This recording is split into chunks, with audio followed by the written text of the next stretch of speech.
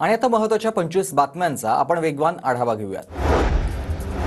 यही समय है, सही समय है, सोए हुए को जगाने का। देवेंद्र फडणवीसांचं सूचक ट्विट आज सकाळी 10:30 वाजताच्या वेळेचा उल्लेख करण्यात आलेला आहे।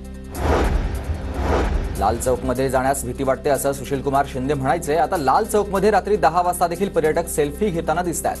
काश्मीरच्या श्रीनगरमधील सध्या परिस्थितीवर जेपी नड्डा यांचं भाष्य।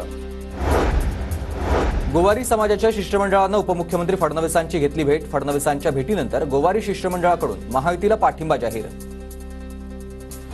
उद्धव ठाकरे मुख्यमंत्री बनताच पहिल्याच दिवशी महिलांना 3000 रुपये मिळणार आहेत। महालक्ष्मी योजनेबद्दल बोलताना प्रियंका चतुर्वेदींचं वक्तव्य। पुन्हा याल तेव्हा आमदार म्हणून या। प्रचारादरम्यान शालेय विद्यार्थिनींचं अमित ठाकरेंना हे पत्र आहे। माझा हट्ट पूर्ण करा, विद्यार्थिनींची अमित ठाकरे यांच्याकडे मागणी। संभाजी झेंडेंनी अजित पवारांची घेतली भेट। संभाजी झेंडे पुरंदर हवेलीचे मतदारसंघाचे अजित पवार गटाचे उमेदवार।